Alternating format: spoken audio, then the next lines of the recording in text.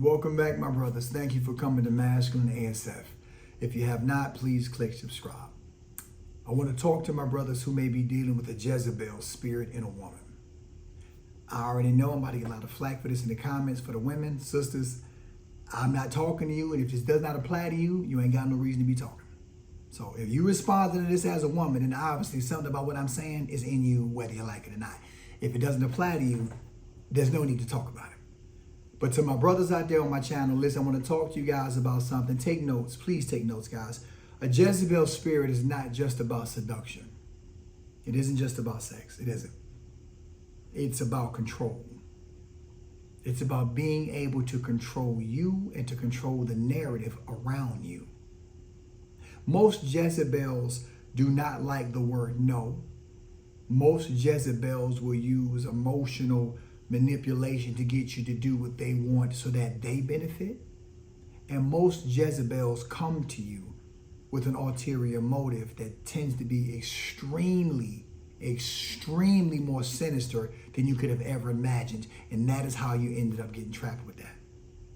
The one sign that I know you're dealing with a Jezebel, or you may be dealing with a Jezebel, is they have to have control over everything you do. They're always clocking you. Where you at? What you doing? How? They're always asking so many questions as if to make sure that their hand is behind the curtain of your life, controlling all the pieces, even when they're physically not there. And if you don't divulge all that information, they'll flip the card and they'll say, you're just being secretive, you're being a liar, you're not being forthcoming, you're not sharing enough, you're not open enough. Brothers, don't you fall for that garbage. You bet not fall for that mess. Don't you fall for that mess. Don't fall for that. Do not let them use manipulation through emotion to get you to start divulging how you're moving and what you got going on, especially if that is not your wife. When she becomes your queen, legally, then you can be more lenient. But until then, I don't care how much she can cry a river, get a boat and ride in it right out of your life. Do not let yourself fall victim to that. Jezebels want to know all the details. Everything you got going on. Where you at? Why you wasn't here? What? Oh, no, we're not doing that. You need to that's a sign you're dealing with one, and they're trying to start initiating that level of control using emotional manipulation to get you to lay down your right to say no, to lay down your right to withhold information, to lay down your right to protect what you're doing, because she hasn't proven herself to be worthy to know what you got going on. Ain't nothing wrong with being a king and a masculine man. A masculine man knows when to talk and knows when to shut his mouth and know when to do that to whom. So do not let that be the first thing that gets you in. The second thing that you need to watch out for is a Jezebel tends to want you to sacrifice something of value for time with her. You got a business meeting. You got to go work on the contract. You got to finish your content. Got to go see your kids. Got to answer a favor that you owe another king. Got to do something that pushes the needle for your life, your business, where you want to go. But every time they see you committed to doing something that's bettering yourself, they get a spirit of jealousy. They get jealous of you becoming better because of your discipline. And they want you to show them that you love them by sacrificing what you're supposed to be doing for what she wants you to be doing. Do not do that. I made that mistake. I had a $1.5 million joint venture contract with Sony Records to rap. Yeah, I look like a youth minister now, but I used to be a rapper, and I was really good at it, those that know. But I had to make a decision, and the decision they made me to make, or asked me to make, is either you pick this or you lose me. What did I do? I picked her. I can't even remember her name now. And I lost the deal. They want you to sacrifice a blessing. Normally, it's a blessing or an opportunity that God gave you. They want you to sacrifice it. Sacrifice where you're supposed to be with them. And if you do it once, it's almost like boxing, right? When a great boxer boxes and he boxes and boom, he gets knocked out, it's easier for him to get knocked out after that. So when you make the first sacrifice, it becomes easier for you to walk away from your destiny to fulfill her purpose. I know this is a lot right now. I know a lot of y'all brothers watching y'all like, dude, you are talking to me. You can't do that. They'll threaten to hold sex from you, or they'll do the big thing, well, you love that more than me, I'll leave. Leave. You pick that more than me. Leave. Because the woman that's supposed to be in your life, the Esther that's supposed to be in your life, she will walk alongside you. She won't ask you to sacrifice the blessing for her because she'll see the blessing in it being for both of you. Don't fall victim to that. Do not fall victim to that. They will want you to sacrifice something of value for your life for time with them. Do not make the sacrifice. Do not make it. If it's your wife, then make it.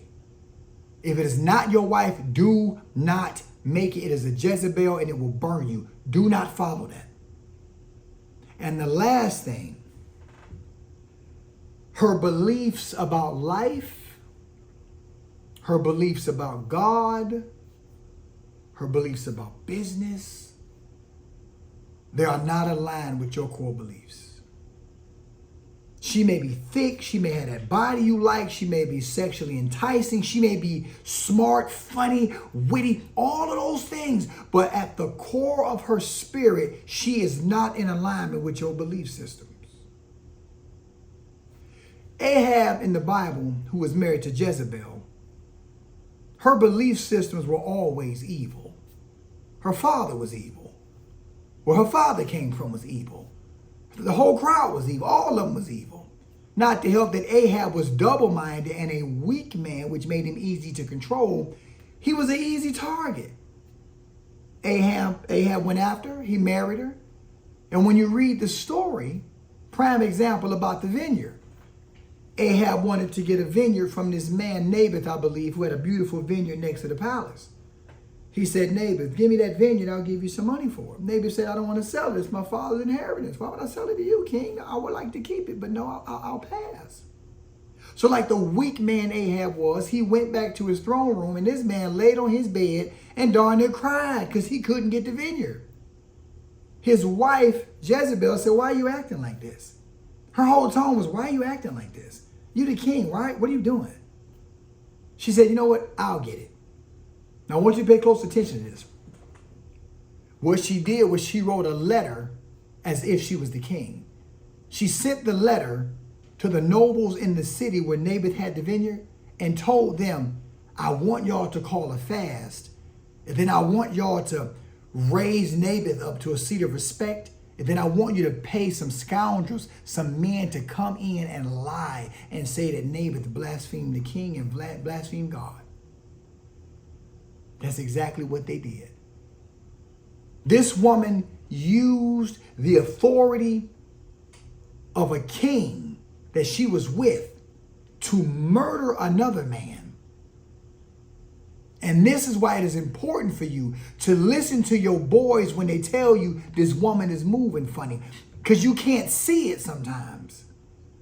Otis Redding said it best, loving eyes can see no wrong. And sometimes as men, we can't see past the thick hips, the eyes, and the seduction. We can't see past it because we're not thinking with the right head. And when you get like that, Jezebel will use your authority, use your money, use you up to get whatever she wants done. That person taken out, that house, that car, that access to your bank account. She'll use you to get power and resources from you or through you and then get rid of you.